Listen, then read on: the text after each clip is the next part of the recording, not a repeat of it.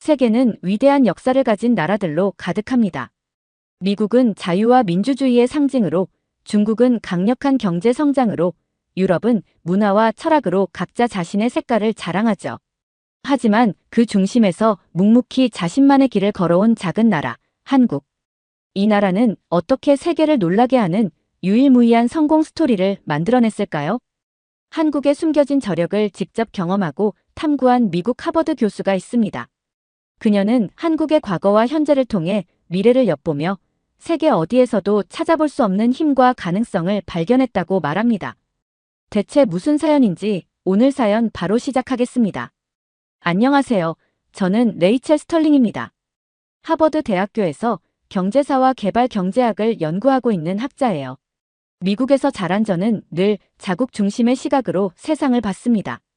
제가 연구한 나라는 보통 미국의 영향력이 뚜렷하거나 전 세계적으로 강력한 경제 대국들, 예를 들어 중국이나 독일 같은 나라였어요. 그런데 이번에는 조금 다른 도전을 하게 됐습니다. 모든 건 지도 교수님과의 대화에서 시작됐어요. 레이첼, 이번 연구 주제로 한국을 선택해보는 건 어때? 한국이요? 한국은 케이팝 말고는 잘 모르는 나라예요. 솔직히 그 순간 저는 한국이 연구할 가치가 있다고 생각하지 않았어요. 교수님은 그런 저를 보고 웃으며 말씀하셨습니다. 한국은 놀라운 나라야. 세계에서 유일하게 산업화와 민주화를 동시에 이룬 사례라고. 저는 교수님의 말을 듣고 조금 혼란스러웠습니다. 산업화와 민주화를 동시에 이룬 유일한 나라라는 말이 잘 이해되지 않았거든요. 산업화야 뭐 미국이나 유럽 대부분의 나라들이 성공하지 않았나? 민주주의는 또 미국이 리더 아니던가? 하지만 궁금증이 생겼어요. 교수님이 하도 자신있게 말씀하셨으니 무언가 특별한 이유가 있을 거라는 생각이 들었죠. 그래서 자료를 찾아보기 시작했습니다. 그렇게 한국의 현대사를 탐구하며 처음으로 알게 된 이야기가 바로 IMF 외환위기와 금모으기 운동이었어요. 자료를 읽으면서 저는 정말 믿기 어려웠습니다. 전 국민이 자기 금반지와 목걸이를 모아서 나라를 구하려 했다고.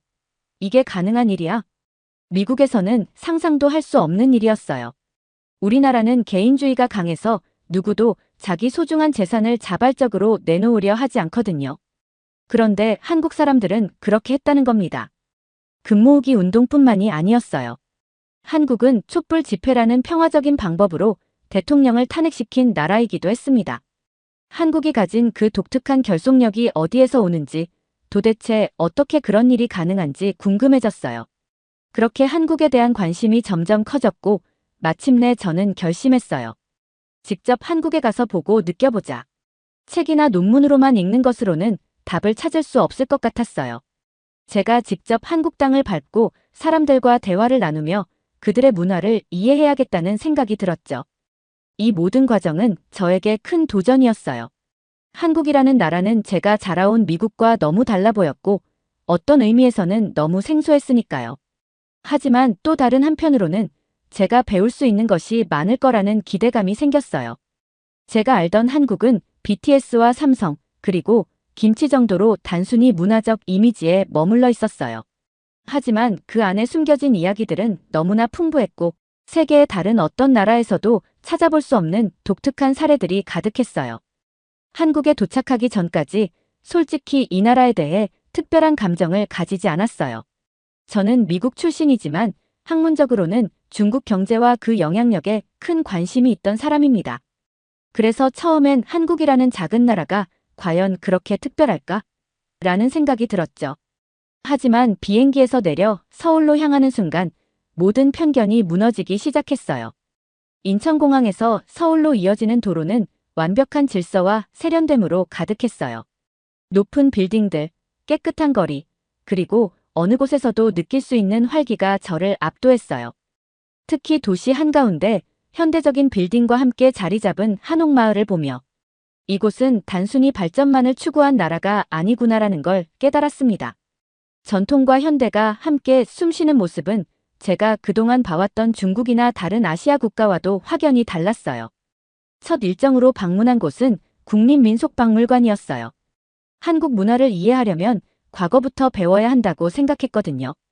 그런데 그곳에서 들은 이야기가 제게 충격을 안겨주었어요.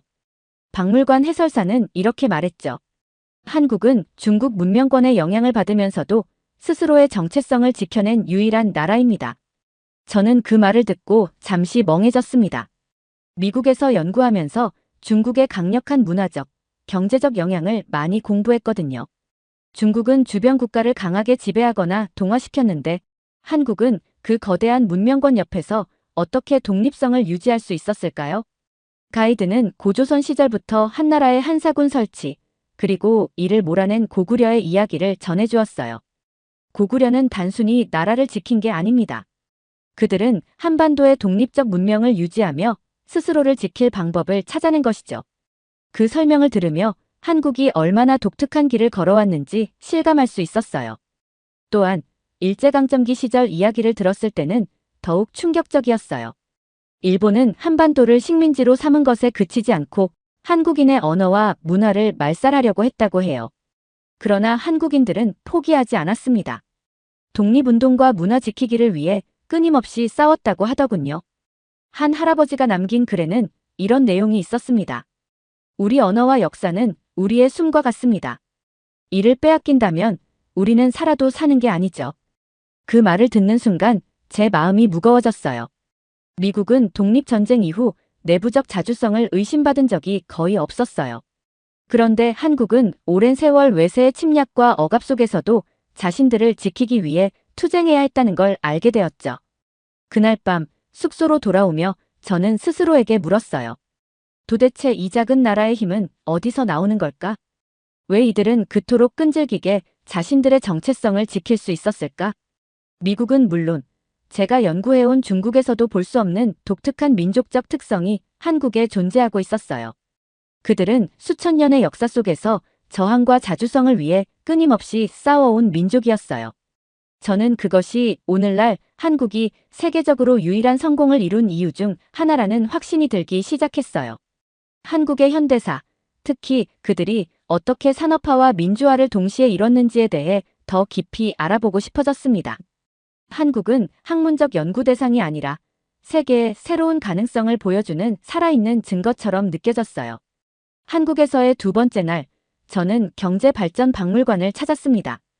이곳은 제가 가장 기대했던 장소 중 하나였어요. 산업화와 민주화를 동시에 이룬 유일한 나라라는 말이 떠오르며 그 의미를 직접 확인하고 싶었거든요. 박물관에 들어서자마자 저는 벽에 걸린 한 구호를 마주했어요. 우리는 가난을 벗어나야 한다. 짧지만 강렬한 메시지였어요. 박정희 시대의 경제개발 5개년 계획에 관한 전시물이 가득한 방을 지나가며 한국이 얼마나 절박한 상황에서 산업화를 시작했는지 느낄 수 있었습니다. 1960년대 한국은 세계 최빈국 중 하나였다고 하더군요. 박물관에서 제공한 자료에 따르면 당시 한국의 1인당 GDP는 아프리카의 개발도상국과 비슷한 수준이었다고 했어요. 하지만 그들은 포기하지 않았습니다. 그 당시 한국 정부는 강력한 경제계획을 추진하며 한국을 변화시키기 시작했어요. 첫 번째 계획은 경제를 부흥시키는 것을 넘어 국민들에게 희망을 심어주는 데 있었어요. 당시 정부는 잘 살아보세라는 구호 아래 모든 국민이 한마음으로 협력하도록 독려했다고 합니다. 가이드의 설명이 이어졌어요. 한국의 경제 발전은 숫자나 통계로 설명할 수 없습니다. 그것은 국민 모두가 하나가 되어 이뤄낸 성취였어요. 기업인부터 노동자까지 각자 자리에서 희생하고 노력했습니다. 특히 인상적이었던 건 해외로 파견된 노동자들의 이야기였어요. 사우디아라비아의 사막에서 땀을 흘리며 일했던 건설 노동자들, 독일에서 광부나 간호사로 일했던 사람들의 희생은 한국 경제의 초석이 되었다고 했습니다. 가이드가 한 가지 흥미로운 점을 짚어줬어요. 한국인들은 가난만을 벗어나고 싶었던 게 아니에요. 자신들의 자녀가 더 나은 미래를 살도록 만들겠다는 강렬한 의지가 있었습니다. 그것이 곧 오늘날의 한국을 만든 원동력이죠. 저는 이 말을 들으면서 미국의 산업화 과정을 떠올렸어요. 미국은 천연자원과 광대한 대륙, 그리고 이민자들의 노동력 덕분에 비교적 자연스럽게 경제를 발전시켰습니다. 하지만 한국은 한반도라는 제한된 환경에서 자원도 부족한 상태에서 이 모든 것을 이뤄냈다는 점이 차원이 달랐어요. 그런데 여기서 끝이 아니었습니다. 산업화를 통해 경제 성장을 이룬 한국은 민주화라는 또 다른 도전을 시작했습니다. 박정희 정권이 이룬 경제적 성과는 인정받았지만 그가 군사독재 정권의 수장이라는 점에서 국민들의 반발도 거셌다고 했어요. 1980년대 민주화 운동은 한국 현대사에서 가장 뜨거운 장면 중 하나였습니다. 박물관 전시실에는 당시의 사진과 기록들이 생생하게 담겨 있었어요. 광주의 거리에서 피 흘리며 항의하는 대학생들, 군사 독재에 맞서 싸우던 노동자들. 그들의 눈빛은 단순히 불만이 아니라 진정한 변화를 향한 열망으로 가득 차 있었어요. 특히 1987년 6월 항쟁 이야기가 저를 사로잡았어요. 가이드가 설명했죠. 그해 여름 수백만 명의 한국인이 거리로 나왔습니다. 그들은 더 이상 억압받는 삶을 원하지 않았어요. 결국 이 운동은 헌법 개정을 이끌어내며 한국 민주주의의 새로운 장을 열었죠. 저는 그 이야기를 들으면서 미국의 시민권 운동과 비교해 보았습니다. 물론 두 운동 모두 대단했지만 한국 민주화 운동은 더 극적인 배경 속에서 일어났다는 점이 놀라웠어요. 경제적으로는 성장했지만 정치적으로는 억압받던 상황에서 국민들이 직접 민주주의를 쟁취했다는 건 정말 대단했어요. 산업화와 민주화라는 두 가지 목표는 보통 서로 상충한다고들 합니다. 한 나라가 급속히 산업화를 이루는 동안 민주주의는 종종 희생되곤 하죠. 중국이 대표적인 예입니다. 빠른 경제 성장을 이뤘지만 정치적 자유는 여전히 보장되지 않고 있잖아요. 반대로 인도는 세계 최대의 민주주의 국가이지만 경제 발전 속도는 상대적으로 더딘 편이에요. 그런데 한국은 그 두 가지를 모두 이뤄냈습니다. 그것도 불과 몇십 년 만에요. 저는 이 점이 한국을 세계에서 유일무이한 나라로 만든다고 생각했어요. 그날 밤 숙소로 돌아와 자료를 정리하며 이런 결론에 도달했어요. 한국의 성공 비결은 단지 지도자나 정책의 힘이 아니야. 그것은 국민들이 스스로의 미래를 바꾸겠다는 강한 의지와 끈질긴 노력을 통해 만들어진 거야. 저는 이 말이 맞다고 확신했어요. 다음 날, 저는 한국의 IMF 외환위기 당시 일어난 금 모으기 운동에 대해 본격적으로 조사하기로 했습니다. 이 이야기는 제가 한국에 대해 처음 관심을 가지게 된 계기였고, 제 연구의 중요한 부분을 차지하고 있었어요. 미국에서라면 절대 상상할 수 없는 일이었기 때문에 더욱 흥미로웠죠. 금 모으기 운동은 1997년 IMF 외환위기로 한국 경제가 붕괴 직전에 처했을 때 시작되었습니다. 정부는 국제통화기금으로부터 구제 금융을 받았지만 그 대가는 혹독했어요. 실업률이 치솟았고 많은 기업이 문을 닫았으며 국민들은 엄청난 경제적 고통을 겪어야 했습니다.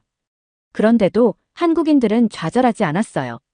오히려 그들은 이 위기를 극복하기 위해 하나로 뭉쳤습니다. 운동의 시작은 단순했다고 했어요. 한 방송 프로그램에서 경제 위기를 극복하려면 국민들이 자발적으로 금을 내놓아야 한다고 호소했죠. 이 메시지는 단숨에 전국으로 퍼졌습니다. 곧이어 사람들은 자신이 가진 모든 금을 들고 거리로 나왔어요. 결혼반지, 목걸이, 금리, 심지어 집안에 보관해둔 작은 금 조각까지 내놓았습니다. 저는 당시 금 모으기 운동에 직접 참여했던 한 노부인을 인터뷰할 기회를 얻었어요. 그녀는 조그맣고 낡은 구옥에서 저를 맞아주었는데 인터뷰 내내 눈가가 촉촉해졌습니다. 그땐 정말 살기 힘들었어요. 가족을 먹여 살리기도 버거운 상황이었죠. 하지만 나라가 무너지면 우리도 다 끝이라는 걸 알았어요. 그녀는 자신의 결혼 반지를 팔아 금 모으기 운동에 참여했다고 했습니다. 그 반지는 그녀의 남편이 결혼 당시 어렵게 마련한 것이었다고 했어요. 그 반지를 내놓으면서 눈물이 나긴 했어요. 하지만 나라가 있어야 내 가족도 살 수 있으니까요. 그 말을 듣는 순간 저는 무언가 마음이 울리는 느낌을 받았어요. 미국에서는 이런 일이 결코 일어나지 않을 겁니다.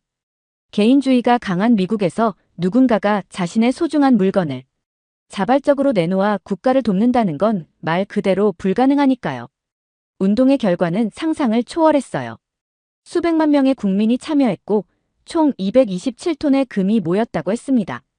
이 금은 국가 부채를 상환하는 데 사용되어 외환위기 극복에 큰 도움을 주었죠. 하지만 금 모으기 운동의 진정한 가치는 경제적 성과에만 있지 않았습니다. 그것은 한국인의 집단적 연대감과 희생정신을 보여주는 상징이었습니다. 그 당시 상황을 담은 다큐멘터리를 관람하면서 저는 더 깊은 감명을 받았어요. 한 가족은 집안 대대로 내려오던 금숟가락과 그릇을 내놓았고, 한 청년은 연인과 함께 커플링을 기부하며 이건 우리의 약속이 아니라 나라와의 약속입니다라고 말했다고 했어요.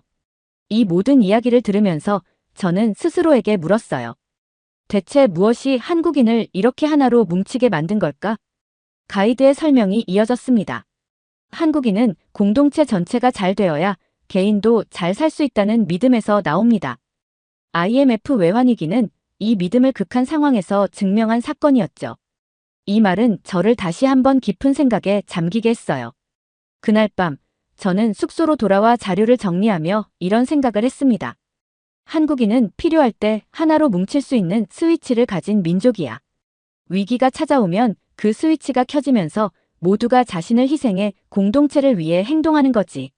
저는 이 결속력과 희생정신이 IMF 외환위기뿐만 아니라 한국의 산업화와 민주화, 그리고 그들의 모든 성공의 바탕이 되었을 거라는 확신이 들었어요. 저는 한국인이 민주주의를 지켜내기 위해 보여준 결속력에 대해 더 알아보기로 했습니다. 가장 대표적인 사례는 2016년부터 2017년까지 이어진 촛불 집회였어요.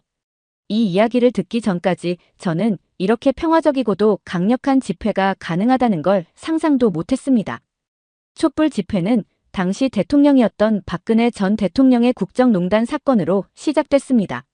언론에서 드러난 각종 비리와 부정부패는 국민들에게 큰 충격을 주었고 결국 대규모 항해 운동으로 이어졌어요. 하지만 이 집회는 다른 나라와 달랐습니다. 분노와 절망 속에서도 평화라는 원칙을 지키며 진행된 것이었죠. 그날 저는 광화문 광장을 방문했어요. 당시 촛불 집회가 열렸던 바로 그 자리였습니다. 가이드는 저를 안내하며 설명했어요. 이곳은 한국 민주주의가 다시 한번 꽃을 피운 곳입니다. 100만 명이 넘는 사람들이 이 광장에서 촛불을 들었죠. 하지만 폭력 사건 하나 없이 진행됐습니다. 그 이야기에 놀랐어요. 미국에서도 대규모 시위는 자주 있지만 대부분 크고 작은 충돌이 일어나곤 하거든요. 그런데 한국에서는 어떻게 수백만 명의 사람들이 거리로 나와 그렇게 질서를 유지할 수 있었을까요? 촛불 집회 당시의 영상과 사진을 보며 저는 또 한 번 놀랐습니다. 아이를 데리고 나온 가족, 학생들, 직장인, 노인들까지 다양한 사람들이 광장을 가득 채웠더군요. 그들은 각자 자신의 촛불을 들고 조용히 앉아 있었어요. 사람들의 표정은 분노로 가득 차 있었지만 동시에 그 속엔 확신이 있었어요. 자신들의 목소리가 세상을 바꿀 수 있다는 믿음이 느껴졌습니다. 당시 집회에 참여했던 한 시민을 인터뷰할 기회도 가졌어요. 그녀는 30대 직장인으로 집회에 매주 참여했다고 했어요. 촛불은 단지 분노의 상징이 아니었어요. 그것은 희망을 의미했죠. 우리가 함께한다면 무엇이든 바꿀 수 있다는 믿음이었어요. 그녀는 아이를 유모차에 태운 채 집회에 나갔다고 했습니다. 그 이유를 물었더니 이렇게 대답했어요. 이 아이가 살아갈 세상이 더 정의롭기를 바랐거든요. 저희 부모님 세대가 민주화를 위해 싸웠던 것처럼 저도 제 역할을 해야 한다고 생각했어요. 저는 이 말을 들으며 한국 민주주의가 단순히 정치적 시스템이 아니라 국민 한 명 한 명의 의지와 희생을 통해 지켜졌다는 걸 느꼈어요. 촛불 집회는 평화적일 뿐 아니라 효과적이었습니다. 수백만 명의 시민이 매주 촛불을 들고 거리로 나섰고 결국 대통령 탄핵이라는 결과를 만들어냈습니다. 미국에서는 정치적 스캔들이 드러나도 실제로 탄핵으로 이어지는 경우는 드물죠. 하지만 한국에서는 국민의 목소리가 직접 결과를 이끌어냈습니다. 가이드는 촛불 집회가 그 당시의 사건으로 끝난 것이 아니라고 했어요. 촛불 집회는 한국 민주주의의 새로운 가능성을 보여줬습니다. 국민 스스로가 나라의 주인임을 다시 확인한 사건이었죠. 저는 이 이야기를 들으며 스스로에게 물었습니다. 대체 무엇이 한국인을 이렇게 강하게 만들었을까? 가이드가 제게 한 가지 힌트를 주었어요. 한국인은 역사적으로 외세와 맞서 싸우며 생존을 위해 협력하는 법을 배웠습니다. 그 점이 현대에 와서는 민주주의를 지키는 힘으로 발휘된 것이죠. 저는 다시 한번 한국의 역사를 떠올리게 되었습니다. 고구려가 한사군을 몰아내고 일제강점기 독립운동을 통해 자신들의 정체성을 지켜냈던 그 정신이 현대에도 그대로 이어져 민주주의를 지키는 원동력이 되었다는 생각이 들었어요. 한국인은 대체 어디에서 이런 강력한 생존 본능을 얻었을까? 저는 그 답을 찾기 위해 그들의 전통적인 생활 방식과 역사적 생존 전략을 탐구하기로 했어요. 먼저 방문한 곳은 남한산성이었습니다. 가이드의 설명에 따르면 한국은 전쟁과 외세의 침략이 끊이지 않는 척박한 환경에서 살아남기 위해 독특한 방어 체계를 발전시켰다고 했어요. 가이드는 산성의 구조를 보여주며 설명을 이어갔습니다.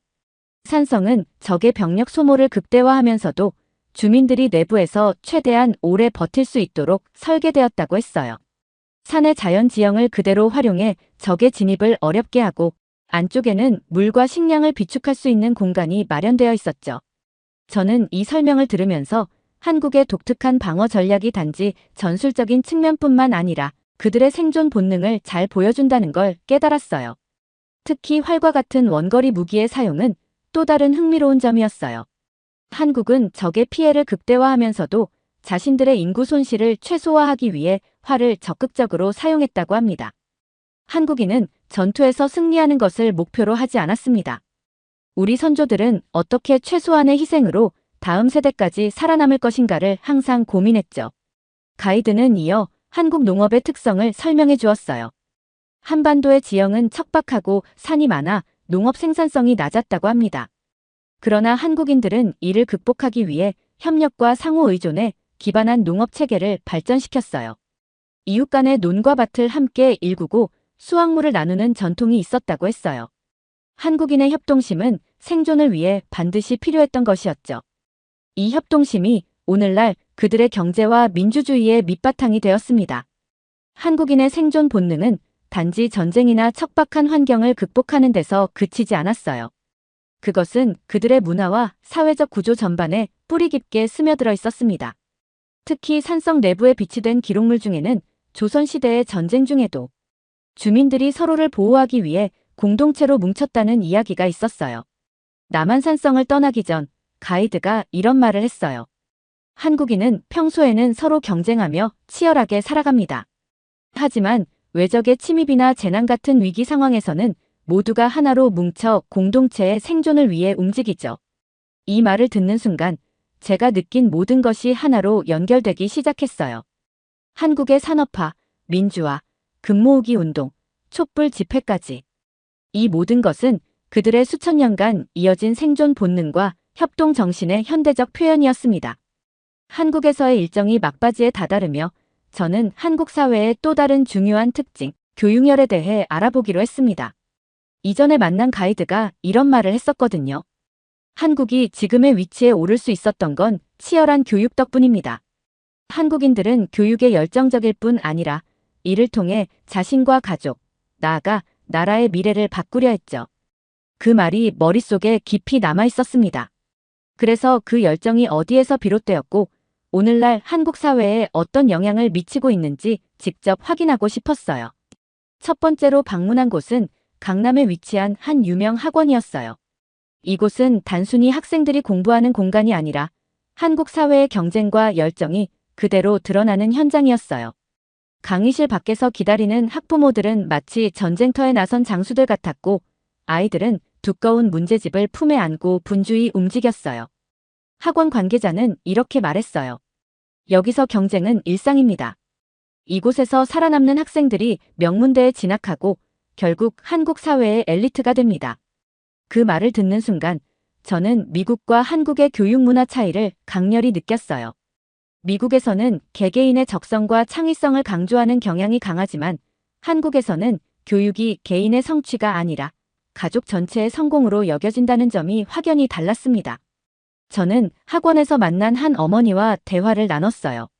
그녀는 두 아이를 이 학원에 다니게 하기 위해 매달 수백만 원을 지출한다고 했어요. 그 돈이 부담스럽지 않느냐는 제 질문에 그녀는 이렇게 답했습니다. 당연히 부담되지요. 하지만 자식을 위해서라면 부모가 무슨 일이든 해야 하는 거 아닐까요? 그녀의 눈빛은 단호했고 그 말 속에 한국인의 교육열이 고스란히 담겨 있었습니다. 다음으로 저는 서울대학교 인근의 한 독서실을 방문했어요. 이곳은 입시생들의 고된 현실을 적나라하게 보여주는 공간이었어요. 책상마다 높게 쌓인 교재들과 곳곳에 붙은 성공은 노력의 다른 이름 같은 문구들이 인상적이었어요. 한 학생과 짧은 대화를 나눴는데 그는 하루 15시간씩 공부하며 서울대 법대를 목표로 하고 있다고 했습니다. 힘들지 않나요? 라는 제 질문에 그는 피곤한 얼굴로 웃으며 대답했어요. 힘들긴 해요. 하지만 꼭 해야 하는 일이잖아요. 나중에 제가 성공하면 부모님도 편히 사실 수 있을 테니까요. 저는 그 말에서 한국 교육의 또 다른 면모를 발견했어요. 한국의 교육열은 단지 개인의 성공에 그치지 않고 가족과 공동체의 미래를 위한 투자로 이어진다는 점이었죠. 부모는 자녀를 위해 희생하고 자녀는 부모의 희생을 갚기 위해 노력하는 순환 구조가 있었어요. 저는 학원과 독서실에서 본 장면들을 떠올리며 스스로에게 물었어요. 한국인의 교육열은 도대체 어디에서 오는 걸까? 성공을 향한 열망일까? 아니면 더 깊은 무언가가 있을까? 다음 날 저는 한 교육학자를 만나 이 질문에 대한 답을 얻을 수 있었습니다. 그는 한국의 교육열이 현대 사회에서 시작된 것이 아니라 전통적인 가치관에서 비롯된 것이라고 설명했어요. 조선시대에는 관직에 오르기 위해 과거 시험을 준비하는 사람들이 많았습니다. 공부를 통해 신분을 바꿀 수 있는 사회적 이동성이 있었죠. 이것이 지금까지도 한국인의 마음속에 남아있는 겁니다. 교육을 통해 더 나은 미래를 만들 수 있다는 믿음 말이에요. 그 말을 듣는 순간 저는 한국의 교육열이 단지 경쟁의 산물이 아니라 역사적 맥락과 문화적 유산에서 기인한 것임을 깨달았어요. 조선시대부터 이어져 온 학문에 대한 존중과 노력의 가치는 오늘날 한국인의 교육열 속에 그대로 녹아 있었어요. 저는 또한 교육이 국가 발전에도 큰 영향을 미쳤다는 사실을 알게 되었습니다. 한국의 급속한 산업화와 민주화 과정에서 고학력 인재들은 핵심적인 역할을 했어요. 특히 기술과 공학 분야의 발전은 한국을 세계적 IT 강국으로 만들었죠. 한국에서의 마지막 날, 저는 숙소 창밖을 바라보며 그동안의 여정을 되돌아봤습니다. 한국은 경제적으로만 발전한 나라가 아니었어요. 그들은 역사적, 문화적, 사회적 특수성을 바탕으로 전 세계에서 유일한 성공의 길을 걸어온 나라였습니다. 저는 이 여정의 마지막 조각을 완성하기 위해 다시 광화문 광장으로 향했습니다. 광화문 광장은 한국 현대사의 중요한 순간마다 중심이 되었던 곳입니다. 저는 이곳에서 만난 가이드와 다시 한번 깊은 대화를 나눴습니다. 한국의 성공을 하나의 단어로 요약한다면 무엇일까요? 가이드는 잠시 고민하더니 이렇게 답했어요. 한국인은 가족, 공동체, 나아가 국가를 위한 결속을 통해 움직입니다. 저는 가이드에게 한국이 다른 나라에 어떤 메시지를 줄 수 있는지 물어봤습니다. 그는 이렇게 답했어요. 한국은 위기를 극복하는 법을 알고 있습니다. 그것이 개인의 희생을 필요로 하든 모두의 협력을 필요로 하든요. 그리고 그 과정에서 결코 정체성을 잃지 않았죠. 그 순간 저는 이 말이 단순히 한국만의 이야기가 아니라는 걸 깨달았어요. 한국은 세계가 직면한 여러 문제들에 대한 새로운 모델을 제시할 수 있는 나라였습니다. 첫 번째 메시지는 산업화와 민주화의 공존 가능성이었어요. 대부분의 나라에서는 산업화가 이루어지면 권위주의가 강화되거나 민주화가 진행되면 경제 성장이 정체되는 경우가 많았습니다. 하지만 한국은 그 두 가지를 동시에 이루며 균형 잡힌 발전의 가능성을 보여줬습니다. 저는 한국의 이 성공이 다른 개발도상국들에게 얼마나 큰 희망과 영감을 줄 수 있을지 생각해봤습니다. 두 번째 메시지는 위기 속에서의 결속이었습니다. 금모으기 운동과 촛불 집회는 단순히 사건에 그치지 않습니다. 그것은 공동체의 생존을 위해 개인이 기꺼이 희생할 수 있다는 믿음을 증명했습니다. 현대 사회에서 점점 개인주의가 팽배해지는 세계에 한국은 공동체가 가진 힘을 보여줍니다. 세 번째 메시지는 교육을 통한 희망의 구축이었어요. 한국의 교육열은 가족과 국가의 미래를 위한 투자라는 점에서 신기했어요. 그 결과 한국은 IT 강국으로 성장하며 세계 경제의 중심에 서게 되었습니다. 저는 이 부분에서 미국과의 차이를 강렬히 느꼈습니다. 마지막으로 한국이 전 세계에 줄 수 있는 가장 큰 메시지는 정체성을 잃지 않는 법이었습니다.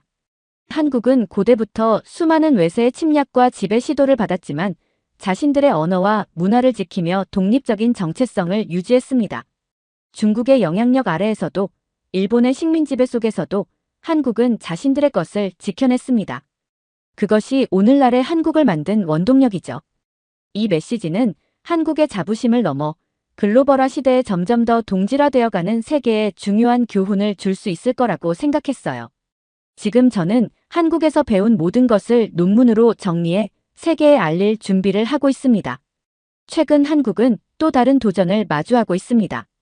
하지만 저는 확신합니다. 한국인은 언제나처럼 자신들의 방식으로 위기를 이겨내고 더 나은 내일을 만들어낼 거라고요. 멀리서나마 응원하겠습니다. 두 번째 사연 시작합니다. 중국 정부는 한국의 민주주의 모델을 두려워합니다.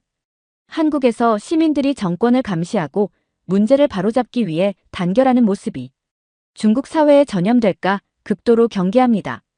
그래서 중국 정부는 한국의 성공적인 민주화 경험을 은폐하며 국민들에게 왜곡된 정보를 주입하고 있습니다. 중국에서는 한국이 여전히 가난하고 낙후된 나라라는 인식이 강하게 자리 잡고 있습니다. 이는 중국 정부가 한국의 발전된 모습을 의도적으로 감춘 채 과거 한국의 어려운 시절만을 부각시켜 왜곡된 이미지를 국민들에게 주입했기 때문입니다. 라고 말하는 중국 상류층 여성이 있습니다. 대체 무슨 사연일지 오늘 사연 바로 시작하겠습니다. 안녕하세요. 제 이름은 린웨이입니다. 저는 중국에서 태어나 부모님의 직업 덕분에 많은 나라를 다니며 성장했습니다. 어릴 적부터 여러 나라를 오가며 세상의 다양성과 자유로운 사회를 경험할 수 있었습니다. 부모님은 중국 정부 고위직에 계셨기에 집안 분위기 속에서 국가를 위하는 책임감과 정치적 의무를 자연스럽게 배웠지만 한편으론 제가 본 중국의 현실은 매우 답답했습니다. 어렸을 때는 그저 모든 나라가 각기 다른 체제를 가지고 있다고 생각했지만 나이가 들수록 중국 사회의 억압적인 분위기를 깨닫게 되었습니다. 저는 고등학교 시절부터 미국으로 유학을 떠났습니다. 그곳에서 다양한 문화를 접하며 제 사고는 빠르게 확장되었습니다. 미국의 자유로운 언론과 민주주의 시스템은 저에게 매우 신선한 충격이었습니다. 사람들은 거리에서 정부를 비판하기도 하고 신문이나 방송에서는 매일 정부의 실책을 신랄하게 다루는 것을 보았습니다. 처음엔 이 모든 것이 낯설었지만 시간이 지나며 점점 당연한 권리로 여겨졌습니다. 저는 언론이 진실을 알리고 사회를 변화시키는 힘이 있다는 믿음을 가지게 되었습니다. 그래서 졸업 후 고국으로 돌아가 그 신념을 실현해보고자 중국의 언론사에 입사하게 되었습니다. 하지만 현실은 제가 생각했던 것과 너무나도 달랐습니다. 첫 출근 날부터 저는 회사 내 편집자들이 정부 지침에 맞게 기사를 수정하는 광경을 목격했습니다. 처음에는 단순한 편집 절차라고 생각했습니다. 하지만 제 첫 기사가 편집된 후 제가 쓴 것과는 완전히 다른 형태로 변한 것을 보고 큰 충격을 받았습니다. 불편한 진실은 삭제되고 정부를 칭송하는 문구들로 가득 찼습니다. 제가 기대했던 언론은 진실을 알리는 곳이 아니라 정부의 선전 도구에 불과했습니다. 시간이 지나면서 저는 점점 더 깊은 회의감에 빠졌습니다. 기사를 쓰는 것은 단순한 작업이 아니었습니다. 제가 쓴 모든 문장에는 정부의 검열과 통제가 따라붙었습니다. 국민들이 알아야 할 정보는 차단되었고 진실 대신 조작된 이야기가 전달되었습니다. 하루하루가 지날수록 저는 마치 기자가 아닌 대본 작가가 된 기분이었습니다. 몇 달을 견뎌냈지만 결국 저는 이 길이 제게 맞지 않다는 결론에 이르렀습니다. 더 이상 이런 식으로 일하는 것은 저 자신을 속이는 것과 다름없었습니다. 언론사의 책상에 앉아 있을 때마다 제 양심은 점점 무너져갔습니다. 결국 저는 모든 것을 내려놓기로 결심했습니다. 더 이상 허가된 진실만을 보도하는 일에 제 인생을 낭비할 수 없었습니다. 미국으로 돌아가 다시 공부하며 언젠가 진실을 자유롭게 전달하는 국제 언론인이 되겠다고 다짐했습니다. 중국의 현실을 바꾸고 싶은 제 열망은 단순히 포기할 수 없는 꿈이었습니다. 비록 지금은 미약한 존재일지라도 저는 언젠가 세상에 중국의 진실을 알리고 변화의 씨앗을 뿌리는 일을 할 수 있을 거라 믿었습니다. 미국으로 돌아온 후 저는 다시 학업에 몰두했습니다. 학업을 통해 더 깊은 지식과 통찰을 쌓고 제 꿈을 이루기 위해 하루하루 최선을 다했습니다. 언론 자유의 중요성을 더욱 절실히 깨달았고 중국에서의 경험은 제게 소중한 교훈이 되었습니다. 자유롭지 않은 사회에서 진실을 알리는 것이 얼마나 힘든 일인지 몸소 깨달았기 때문입니다. 미국에서 다시 학업을 시작하며 지낸 지 몇 년이 지났을 때 저는 한국으로 여행을 떠나기로 결심했습니다. 어린 시절 여러 나라를 다녔지만 한국을 제대로 방문한 적은 없었기에 새로운 문화와 사회를 직접 경험해 보고 싶었습니다. 저는 한국의 역사와 문화에 대해 배우며 특히 현대 한국 사회가 독재와 억압을 딛고 이뤄낸 민주주의에 대해 큰 관심을 갖게 되었습니다. 한국에 도착한 첫날부터 서울의 활기와 자유로운 분위기가 저를 사로잡았습니다. 사람들은 거리에서 자유롭게 토론하고 자신의 의견을 거리낌 없이 말했습니다. 정부의 실책을 비판하는 기사도 쉽게 찾아볼 수 있었고 뉴스에서는 다양한 의견이 공존하고 있었습니다. 중국에서는 상상할 수 없는 모습이었기에 저에게는 그 모든 것이 신선한 충격이었습니다. 그러던 어느 날 저는 우연히 광화문 광장에서 열린 대규모 집회를 목격하게 되었습니다. 수십만 명의 사람들이 광장에 모여 촛불을 들고 평화적으로 시위를 하고 있었습니다. 저는 그들이 외치는 구호와 손에 든 피켓을 보며 그들의 열망이 무엇인지 곧 알 수 있었습니다. 그들은 단지 더 나은 사회와 투명한 정부를 원하고 있을 뿐이었습니다. 그 장면은 저의 마음 깊은 곳에 강렬한 인상을 남겼습니다. 더 놀라운 것은 경찰들의 반응이었습니다. 그들은 시위대를 강압적으로 진압하지 않았고 오히려 질서를 유지하는 데 주력했습니다. 이는 중국과는 전혀 다른 모습이었습니다. 저는 그 순간 진정한 민주주의의 힘을 느꼈습니다. 시민들이 모여 자발적으로 부패와 불의를 바로잡고 정부의 책임을 묻는 모습은 저에게 커다란 감동을 주었습니다. 그날 밤 저는 시위 현장에서 돌아와 호텔방에서 뉴스를 찾아보았습니다. 한국 언론은 이 시위의 진행 상황과 시민들의 요구를 상세히 보도하고 있었고 여러 매체가 다양한 시각에서 분석하고 있었습니다. 이 모든 것이 너무나 자유롭고 투명하게 이루어지고 있다는 사실에 저는 깊은 감명을 받았습니다. 그러나 동시에 중국의 현실이 떠올라 마음이 무거워졌습니다. 중국에서는 이런 시위가 상상조차 할 수 없는 일이었기 때문입니다. 중국 정부는 시민들이 모여 정부를 비판하는 것을 절대 허용하지 않았고 조금이라도 반체제적인 움직임이 감지되면 곧바로 무력으로 진압하거나 은폐했습니다. 이곳에서는 시민의 힘이 정부를 변화시킬 수 있지만 중국에서는 정부의 통제 아래 진실과 목소리가 억압당하는 현실이 너무나도 명확했습니다. 한국에서 보낸 시간은 저를 더욱 단단하게 만들어주었습니다. 저는 단순히 관광객으로 한국을 방문한 것이 아니었습니다. 이곳에서 저는 사회 변화의 가능성을 목격했고 그것이 중국에도 적용될 수 있을지 고민하게 되었습니다. 한국의 성공적인 민주주의 경험은 저에게 큰 영감을 주었고 중국도 언젠가는 변할 수 있다는 희망을 품게 했습니다. 하지만 한국과 중국의 차이는 너무나도 극명했습니다. 한국에서는 시민의 목소리가 정책에 반영되지만 중국에서는 정부의 허락 없이는 아무것도 바뀌지 않는 구조였습니다. 한국에서 경험한 자유와 변화의 가능성은 제가 품고 있던 중국의 현실을 더욱 무겁게 느끼게 만들었습니다. 저는 그때 결심했습니다. 중국의 현실을 알리고 변화를 추구하는 것은 저의 사명이라고 말입니다. 한국의 경험은 저에게 새로운 목표를 부여했습니다. 진실을 알리고 억압된 목소리를 대변하며 중국의 미래를 위해 싸우는 일. 그것이 제가 가야 할 길이라는 확신이 들었습니다. 그렇게 저는 한국에서의 경험을 마음속에 깊이 새기고 다시 미국으로 돌아와 학업과 함께 중국의 현실을 국제사회에 알리는 일에 힘을 쏟았습니다. 하지만 그 과정은 쉽지 않았습니다.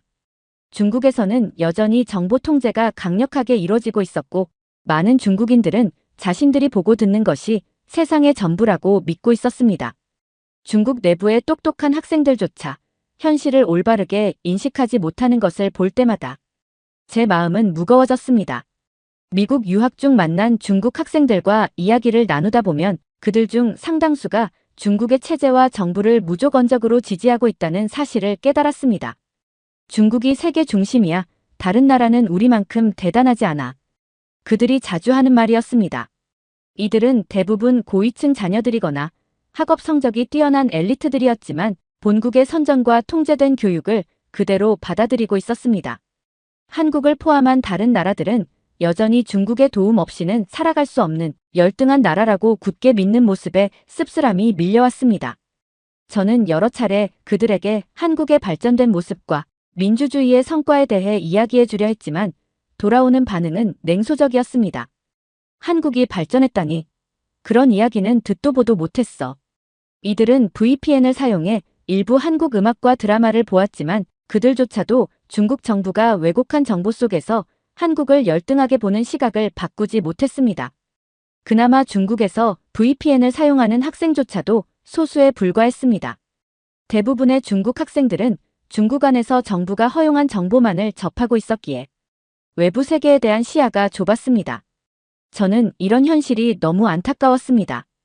이들 중 일부는 세계 각국의 명문 대학에서 공부하며 엘리트 코스를 밟고 있지만 중국 내에서는 정부의 허가 없이 진실을 말할 수 없는 현실 속에 살고 있었습니다. 그들이 아무리 똑똑하더라도 정보의 자유가 없는 환경에서는 올바른 시각을 가지기 힘들어 보였습니다. 미국에서는 다양한 생각과 비판이 공존하고 심지어 대통령을 풍자하는 농담도 거리낌 없이 할 수 있습니다. 그러나 중국에서는 정부에 대한 비판은 곧 반역으로 여겨지며 이런 생각을 가지는 것조차 위험한 일이 됩니다. 저는 이 현실을 똑똑한 중국 학생들이 왜 받아들이지 못하는지 이해할 수 없었습니다. 하지만 시간이 지날수록 그 이유가 명확해졌습니다. 어린 시절부터 받은 세뇌 교육과 정부의 철저한 정보 통제가 모든 것을 결정하고 있었기 때문입니다. 중국 학생들과 대화를 나눌수록 그들 중 일부는 정부의 통제에 대해 의문을 품기 시작하는 모습을 보였습니다. 그러나 그들도 쉽사리 자신의 생각을 표현할 수 없었습니다. 중국에서는 그런 말을 하면 위험해 이들은 알고 있었습니다. 중국 정부의 탄압과 감시가 얼마나 강력한지 그리고 그에 저항하면 어떤 일이 벌어질지 말입니다. 저는 그들에게 희망을 보았습니다. 비록 지금은 소수에 불과하지만 현실을 직시하려는 움직임이 조금씩 퍼져가고 있었습니다. 작은 불씨처럼 보이지만 언젠가 이것이 커다란 불꽃이 되어 중국 사회에 변화를 가져올 것이라는 희망이 들었습니다. 저 또한 그 불씨에 기여하고 싶었습니다. 제가 중국과 한국, 미국을 오가며 더 많은 사람들을 만나고 경험을 쌓을수록 중국의 상류층이 얼마나 위선적인지 더욱 명확하게 보였습니다. 제가 태어나고 자란 집안은 중국 정부의 고위층에 속하는 특권층이었습니다. 부모님은 늘 저를 자랑스러워하셨고 미국으로 유학을 보낸 것도 중국 사회에서 더 큰 영향력을 행사할 수 있는 인재로 키우기 위해서였습니다. 하지만 그들이 저를 유학 보내며 했던 말들은 항상 모순적이었습니다. 너는 중국의 자랑스러운 딸이 되어야 해야지만 외국에서 배워라. 거기서 더 좋은 교육을 받을 수 있으니까. 이처럼 중국 상류층은 자녀들을 위해 서구 교육에 의존하면서도 국민들에게는 애국주의와 민족주의를 강요했습니다. 제 주변의 상류층 친구들 역시 부모님의 권유로 미국과 유럽의 명문 대학들에 유학을 다녀왔습니다. 심지어 시진핑의 딸 시밍쩌 역시 하버드에서 공부한 적이 있다는 사실을 모두 알고 있었습니다. 그들은 해외 유학을 통해 더 넓은 시야와 글로벌 네트워크를 쌓으면서도 중국으로 돌아가면 애국과 충성을 강조하는 이중적인 모습을 보였습니다. 그들의 위선은 저를 좌절하게 했고 때로는 분노를 느끼게 만들었습니다. 그들이 중국으로 돌아와 펼치는 삶은 특권과 부에 취해 자신을 우월한 계층으로 여기는 것이었습니다. 자신들이 받은 서구식 교육과 글로벌 경험을 바탕으로 중국 내에서는 더 큰 권력과 부를 누리기 위한 도구로 활용했습니다. 이런 상류층 자녀들 중 상당수는 스스로를 특별한 존재로 여기며 더 많은 대우를 받아야 한다고 생각했습니다. 하지만 그들의 부와 지위가 늘어난 것에 비해 인격이나 지식 수준은 전혀 성숙하지 않았습니다. 한 번은 중국의 한 고위층 자녀와 대화를 나누던 중 그는 자신이 가진 특권을 당연하게 여기는 모습을 보였습니다. 내가 이 자리에 있는 건 운이 좋아서가 아니야. 우리 가족은 늘 이 사회의 중심에 있었고 그래야 해. 그의 말에 저는 큰 충격을 받았습니다. 그들은 자신이 누리는 특권을 사회에 돌려줄 생각조차 하지 않았습니다. 오히려 자신들이 더 많은 것을 누려야 한다고 믿고 있었죠. 저는 이러한 현실을 보며 중국 상류층의 위선과 특권 남용을 국제사회에 알리고 싶었습니다. 이들의 이중적인 모습은 중국의 발전과 개혁을 가로막는 가장 큰 걸림돌 중 하나였습니다. 진정한 변화는 상류층부터 시작되어야 하지만 그들은 자신의 이익을 지키는 것에만 몰두하고 있었습니다. 더 큰 문제는 이러한 특권층의 삶이 중국 사회 전체에 악영향을 미친다는 점이었습니다. 상류층 자녀들의 특권의식과 사회적 무책임은 사회 전반에 걸쳐 불평등과 불신을 키우고 있었습니다. 이런 환경 속에서 중국 사회는 더 깊은 갈등으로 빠져들고 있었습니다. 특히 경제적 성공을 이룬 졸부들은 돈이 많다는 이유만으로 사회적 지위까지 얻으려 했고, 이는 점점 더 많은 문제를 야기했습니다. 하지만 모든 상류층 자녀가 이렇게 특권의식에 빠져 있는 것은 아니었습니다. 저처럼 어린 시절부터 해외에서 교육을 받고 넓은 세상을 경험한 일부 고위층 자녀들은 저와 비슷한 생각을 가지고 있었습니다. 그들은 다른 사람들에게 피해를 주지 않으며 공정한 사회를 원한다고 말했습니다. 그러나 이런 소수의 목소리는 중국 내에서 쉽게 묻혀버리고 말았습니다. 이 경험들은 저에게 한 가지 결심을 하게 만들었습니다. 중국 상류층의 위선과 특권 남용을 폭로하고 그들이 변화를 수용하도록 압박해야 한다는 것이었습니다. 중국이 진정한 발전을 이루기 위해서는 권력을 가진 사람들이 먼저 변화해야 합니다. 중국에서는 매년 수많은 자연재해와 인재사고가 발생하지만 그 실상은 언론에 제대로 드러나지 않습니다. 정부는 정권의 이미지에 해가 될 만한 사건을 모두 은폐하거나 축소 발표하기에 급급합니다. 제가 이런 현실을 체감한 것은 부모님을 통해 들은 내부 소식 덕분이었습니다. 부모님은 정부 내부에서 일하셨기에 주요 재난이나 사건에 대한 실제 상황을 알고 계셨지만 이 정보는 외부에 절대 유출되지 않았습니다. 한 번은 윈난성에서 발생한 대규모 산사태에 대해 부모님과 이야기를 나눈 적이 있습니다. 당시 산사태로 수십 명이 사망하고 수백 명이 피해를 입었음에도 불구하고 공식 발표에서는 피해 규모를 대폭 축소해 발표했습니다. 언론 보도에서는 마치 정부가 신속하게 복구 작업을 완료한 것처럼 보도되었지만 현지 주민들은 아무런 지원도 받지 못한 채 고통을 겪고 있었습니다. 이 사실을 알고 있던 부모님조차도 이런 일이 너무나 당연하게 여겨진다는 듯이 반응하셨습니다. 정부가 그렇게 발표하는 이유가 있지 않겠니? 사회 안정을 위해선 어쩔 수 없는 일이다.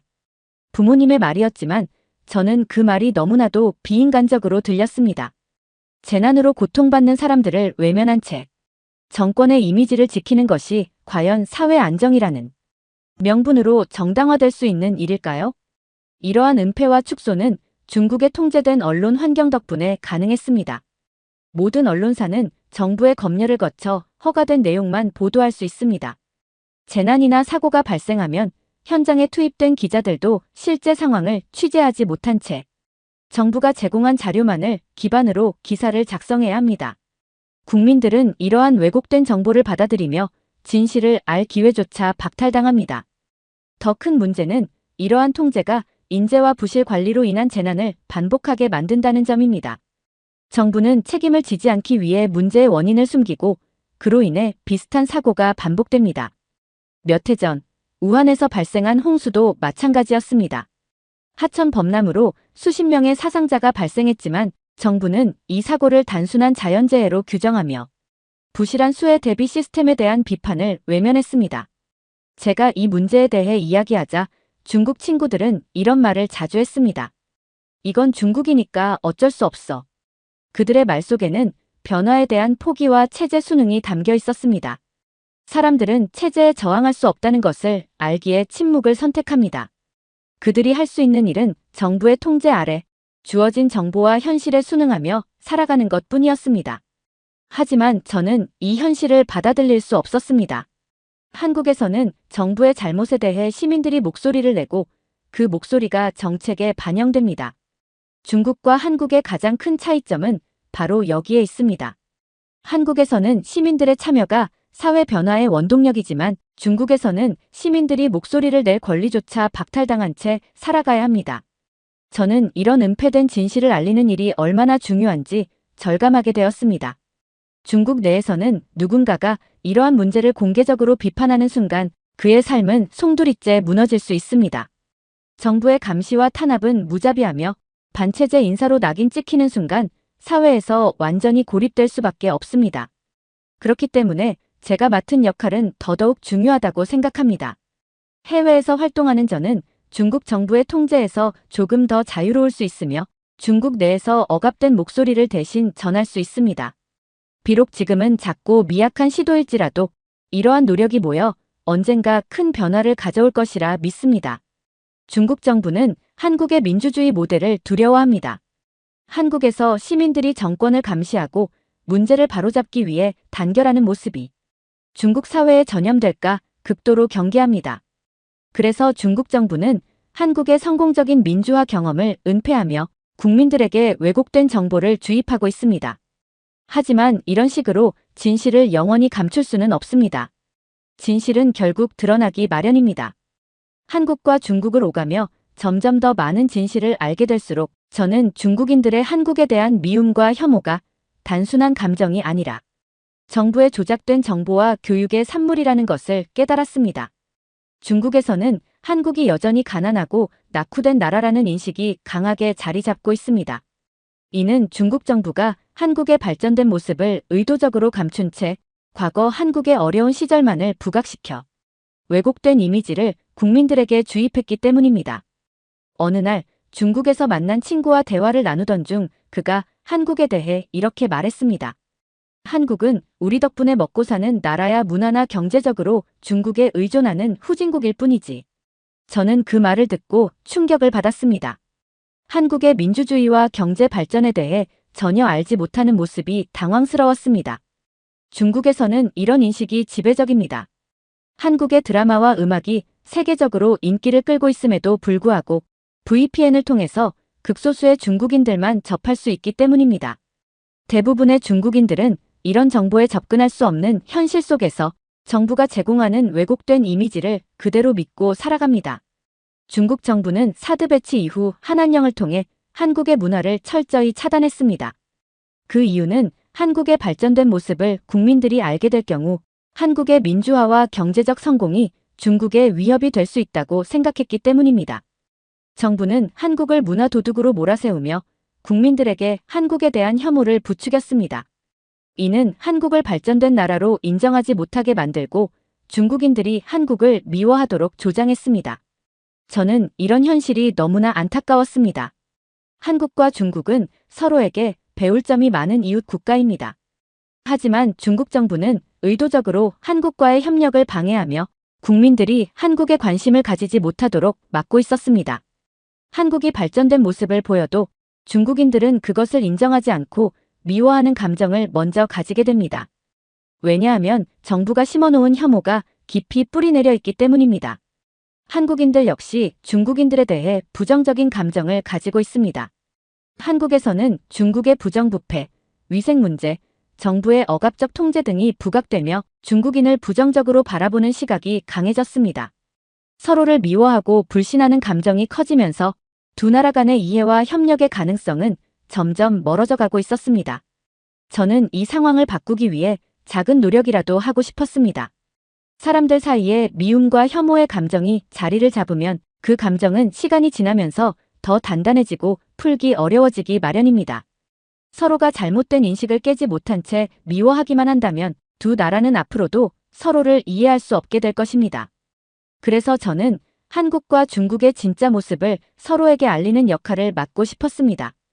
한국에 대한 왜곡된 정보를 바로잡고 중국의 억압적인 현실도 함께 알리기 위해 노력하기로 했습니다. 한국에서 만난 사람들에게 중국의 현실을 알려주고 중국 친구들에게는 한국의 발전된 모습을 이야기했습니다. 작은 변화라도 시작된다면 언젠가 서로를 이해하고 협력할 수 있는 날이 올 것이라는 희망을 품고 있습니다. 하지만 현실은 여전히 냉혹합니다. 중국 정부의 감시와 탄압은 끊임없이 저항의 싹을 짓밟고 있습니다. 언론인은 감시당하고 반체제 인사들은 추방되거나 투옥됩니다. 저 역시 해외에서 활동하고 있지만 부모님을 통해 중국 내부의 압력이 어떻게 작용하는지 잘 알고 있습니다. 정부는 진실을 알리는 사람들을 범죄자처럼 취급하며 그들의 목소리를 조용히 지워버립니다. 이런 현실 속에서도 저는 포기하지 않을 것입니다. 작은 노력이라도 언젠가는 큰 변화를 가져올 수 있다는 믿음이 있기 때문입니다. 제가 할 수 있는 일은 중국의 현실을 국제사회에 알리고 더 많은 사람들이 중국의 문제에 관심을 가지게 하는 것입니다. 언론 자유와 인권은 절대로 타협할 수 없는 가치입니다. 중국이 언젠가 자유롭고 투명한 사회로 변할 날을 꿈꾸며 저는 계속해서 이 길을 걸어갈 것입니다. 중국과 한국은 서로에게 배울 점이 많은 이웃입니다. 두 나라가 오해와 불신을 넘어서 서로 협력할 수 있는 날이 올 것이라 믿습니다. 오늘 사연이 재미있으셨다면 구독과 좋아요, 알림 설정까지 부탁드립니다. 더 재미있는 사연으로 돌아오겠습니다. 이상 감동탐험이었습니다.